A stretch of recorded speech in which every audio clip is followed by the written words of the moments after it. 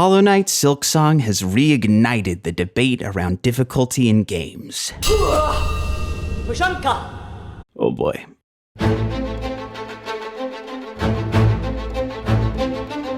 I'm gonna be honest, the first time I tried playing this game, I did not have a good time. It felt like a game that I would otherwise love was being kept out of reach by a difficulty curve that I just couldn't keep up with. It was like a Michelin star chef had cooked me the perfect steak, seared, seasoned, and marinated to perfection. And then they just drowned it in that super spicy hot sauce from Hot Ones. Like, what? The game lost me, and I put it down after completing Act 1. However, when I played through the game again to get footage for this video, I had a change of heart.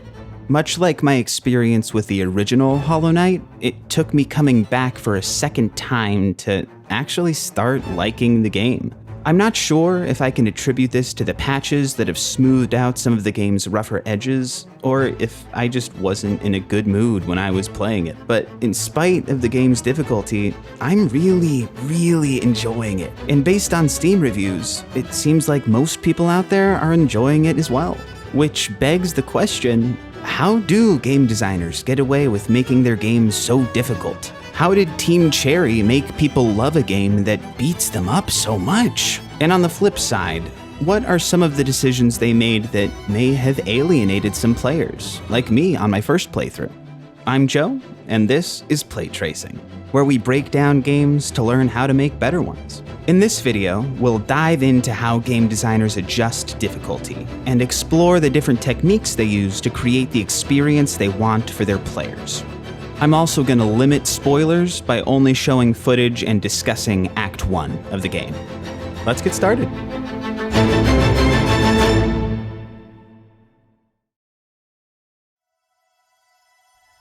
Difficulty in games is a complicated, nuanced, and very subjective thing. What makes a game easy or hard varies wildly based on the past experiences of the person playing it. To tackle this complexity, we need to break down the concept of difficulty a bit. As with most things in game design, there are a lot of knobs that designers can tweak to accomplish whatever goals that they have. The first and most obvious of these knobs is a difficulty mode in a menu. I don't typically love this approach, as there are obvious issues with asking a player who has never played your game to determine the right level of challenge for them. I mean, theoretically, someone could get stuck on this one level of The Last of Us for a ridiculously long time and only be able to enjoy the game after lowering the difficulty after hours and hours and hours of banging their heads against a wall, but that's completely hypothetical. Flawed as this system is, it probably won't completely disappear anytime soon, as there are only so many ways to get a player with 30 years of experience to enjoy the same game as someone picking up a controller for the first time. To account for the inherent shortcomings of this design choice, games have greatly expanded upon the basic easy, medium, and hard options of yore, along with accessibility options which allow some players to play the game who otherwise wouldn't be able to. The best of these menus allow the player to modify specific aspects of the game. In The Last of Us Part 2, there are a ton of options that the player can tweak to make the game work better for them. If you find yourself dying too quickly and can't progress, you can reduce the amount of damage you take from enemies. Or, if you typically struggle with stealth in games, I am definitely one of those people, you can make it more difficult for enemies to detect you.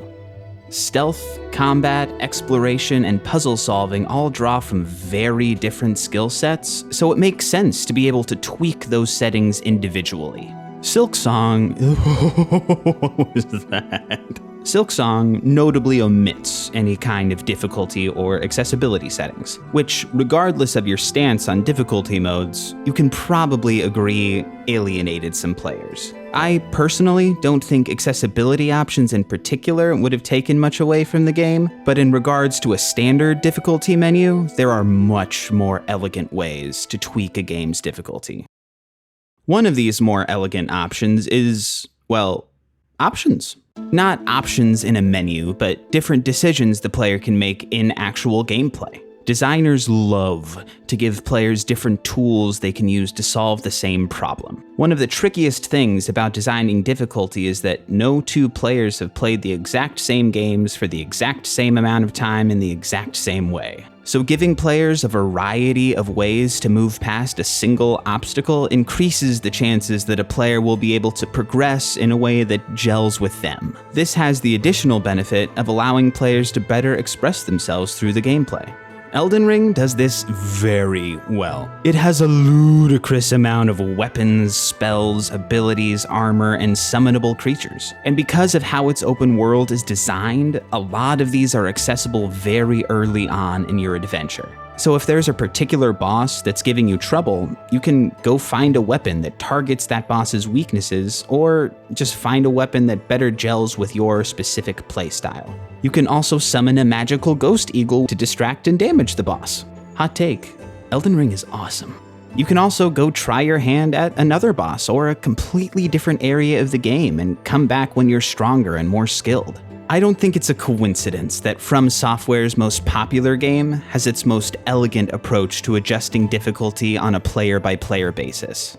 Examples of this in other games include Cuphead's variety of attack options, Hitman's level design, which gives the player a million creative ways to eliminate their target, and the different leaders you can choose from in the Civilization games that give you bonuses based on your preferred playstyle. Silksong does a very good job of giving the player a variety of ways to approach trickier enemies and bosses. Tools, crests, and charms give players a ton of different playstyles to choose from. These can drastically alter combat, as the crests alone give the player a wider variety of attacks than the first Hollow Knight had.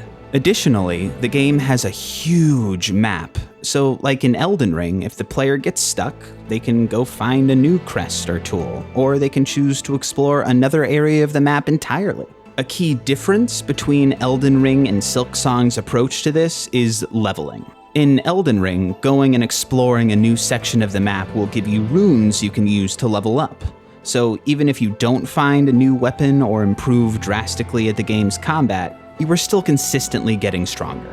I'm not saying Elden Ring is better for this. I think adding a leveling system would not work at all for Silksong. What I will say is the lack of consistent statistical progression contributes to the unforgiving nature of Silksong. You may be able to find a new ability, but you still have to learn how to use it effectively.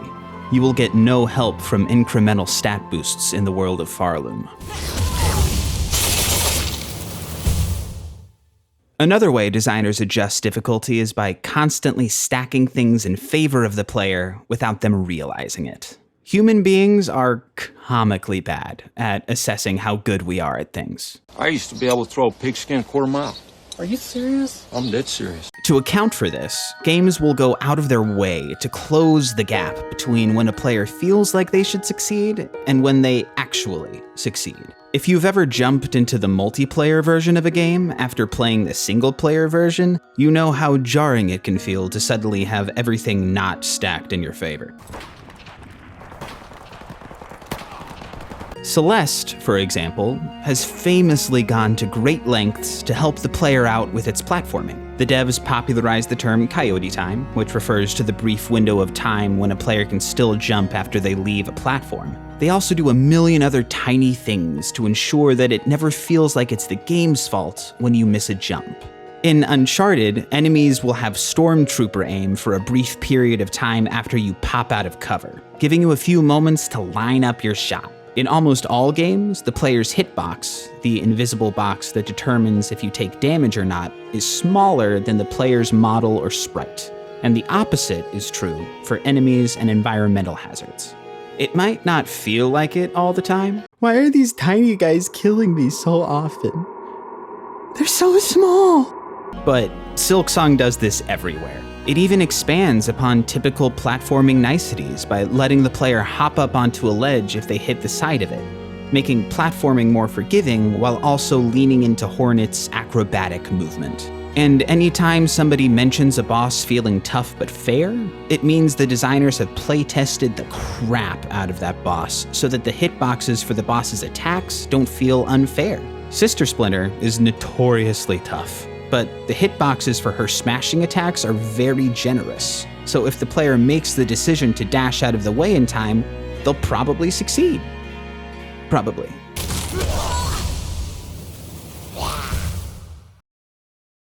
The last aspect of difficulty I want to talk about is punishment. The terms difficulty and punishment are often used interchangeably, but viewing them separately is very helpful when trying to understand why you can spend literal hours fighting the same boss over and over and over again in one game, but give up after only a couple of tries in another.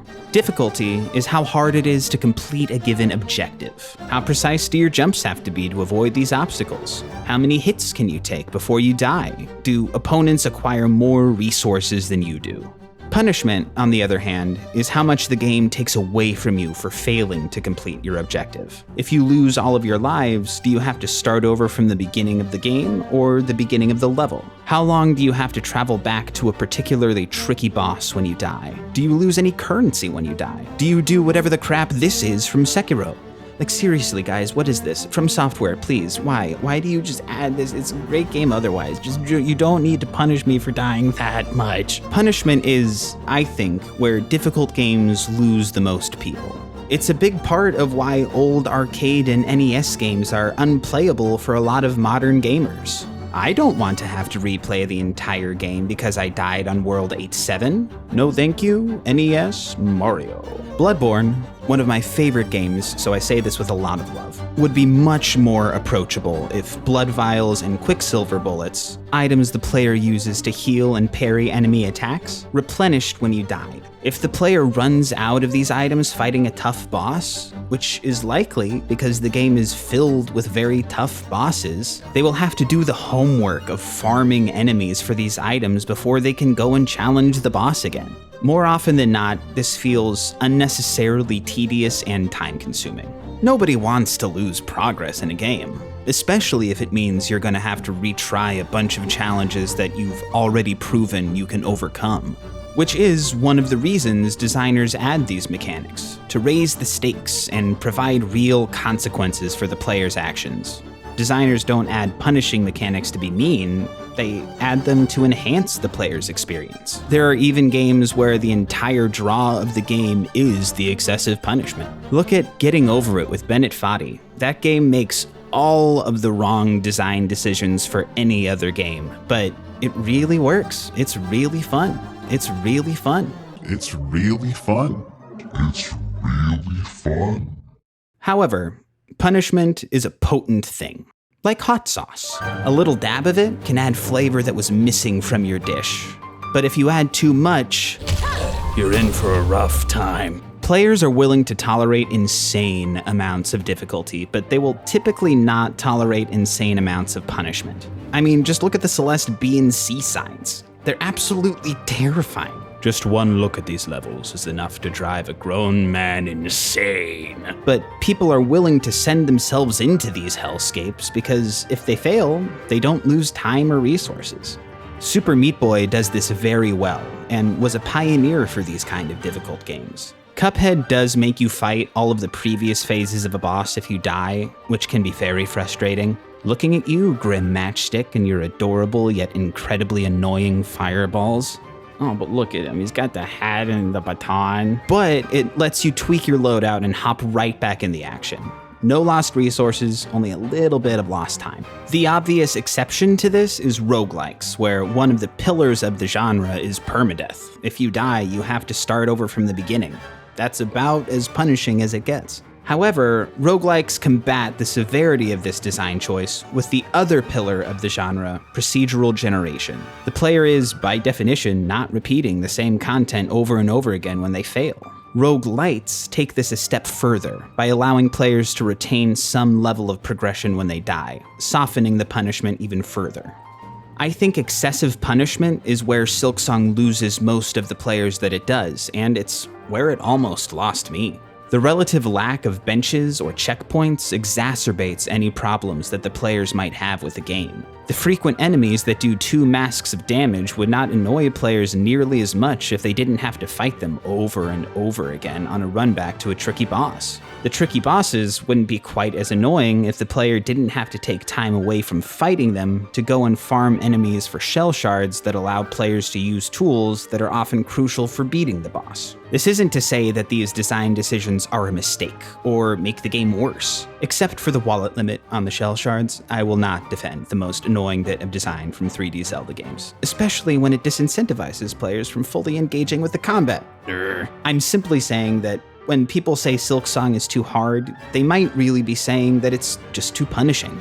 I do think it could be toned back a bit, but the game manages to ride this line successfully for me. Silksong is, without a doubt, one of the most well-crafted games I've ever played, which is even more impressive considering the size of the team that made it. The hand-drawn art, animations, and atmospheric effects somehow make the original Hollow Knight look a little dull by comparison, which I didn't think was possible. The amount of animations on Hornet alone is staggering. All of the flips and flourishes add so much to the player experience. The music and sound design especially have also improved, which is saying a lot. The world is bigger than Hollow Knight's while managing to stay incredibly dense at the same time. There is still an abundance of lore to dive into, but the story is more accessible to most players because Hornet actually talks, which I think was an excellent decision. The combat, while tricky to grasp at first, is incredibly expressive and just a blast when you get the hang of it. Every minute of the 7 years of development it took to make this game is evident when you play it. And while I still contend that the game is a bit too punishing, frequent patches since release have smoothed many of its rougher edges. They've been pretty small changes, but I think they've made a big difference in how the game feels to play, which goes to show how tricky balancing difficulty can be. If anybody out there had a similar experience to me playing the game at launch, I'd consider picking it back up and trying again. While the punishment can still be intense, Silksong gives the player enough tools and grace to allow for a challenging, yet rewarding experience.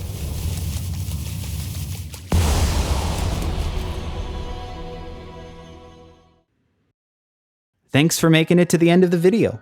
If you liked what you saw, feel free to like and subscribe to see more stuff like this in the future. I'm very curious to hear your guys' thoughts. Was the game too tough, or was it the perfect amount of hot sauce for you? Did anybody else have to take another crack at it to enjoy it? Please share your experiences in the comments. I wish I had time in this video to talk about more of the things Silksong does well, because it does a lot of things very, very well. So if you'd like to see more content about the other aspects of Silksong's design, let me know. Catch you all next time.